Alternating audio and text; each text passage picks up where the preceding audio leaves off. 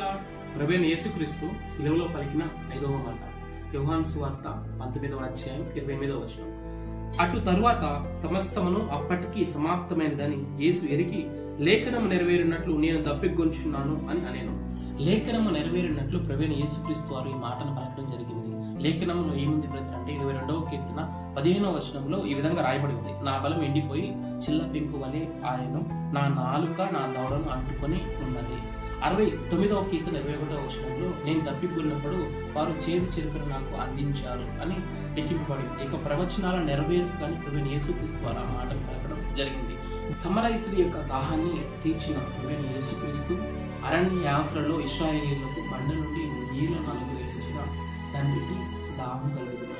ఈ దాహము శారీరక దాహం కాదు కానీ ఆధ్యాత్మికమైన దాహము, ఆత్మల సంపాదన కొరకైన దాహము. నశించిపోతున్న వారిని వెతికి రక్షించడానికి మనిషి కుమారుడు ఈ లోకానికి వచ్చాడు అనే వాక్యము నెరవేర్పుగా ప్రభువైన యేసుక్రీస్తు యొక్క మాట పలకడం జరిగింది. ఏ ఆశ కలిగి ఉన్నావు, ఏ కోరిక కలిగి ఉన్నావు, ఏ దాహం కలిగి ఉన్నావు? పాపపు దాహం కలిగి ఉన్నావా? లోకాశలు అనే దాహం కలిగి ఉన్నావా? శరీర ఇచ్చలు అనే దాహం కలిగి ఉన్నావా? నీ యొక్క పాపమును బట్టి, నీ అతిక్రమమును బట్టి, నీ శరీర ఇచ్చలను బట్టి ప్రభువైన యేసుక్రీస్తు వారు సిలువలో నలగొట్టబడ్డారు. దాహం నేను కలిగి ఉన్నానని దేవుడు అంటున్నాడు. సిలువలో ఆయన జరిగిన బలి యాగాన్ని ఒకసారి జ్ఞాపకం చేసుకోండి. సిలువలో మరణం పొందినంతగా ఆయన శ్రమ పొంది ఆయన పలుకుతున్న మాట, నేను దాహం పొంది ఉన్నాను. ఈ యొక్క దాహము శారీరకమైన దాహం కాదు కానీ ఆధ్యాత్మికమైన దాహం.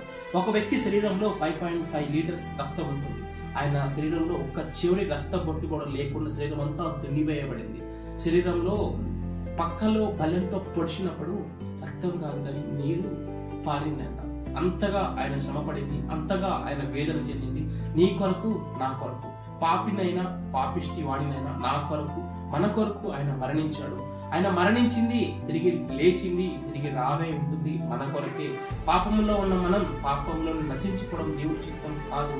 ఒక పాపి మారు మనసు పొందితే పరలోకమంతా సంతోషిస్తుందంట. ఈ శిలువ ధ్యానాలలో ఈ యొక్క శుభ దినంలో మనసును మార్చుకుంటావా? ఇంతకాలం పాపంలో పడి కొట్టుకుపోయావు. నేడైనా పరిశుద్ధుడైన ప్రభు వైపు చూడండి. సిలువలో ఆయన ఏం చేశాడు, ఏం జరిగించాడు జ్ఞాపకం చేసుకున్నట్లయితే ప్రభు మీ హృదయంలో అడుగుపెట్టాలని ఆశపడుతున్నాడు. ఆయన కలిగి ఉన్న దాహం ఏంటంటే నీవు మారడమే. నీ మనసు మారి నూతన పరిశుభ్రత వలన నీవు రక్షించబడతావు, నిత్య జీవాన్ని పొందుకుంటావు. అట్టి కృప దేవుడు మీకు అనుగ్రహించాలని ప్రార్థిస్తున్నాను. Praise the lord.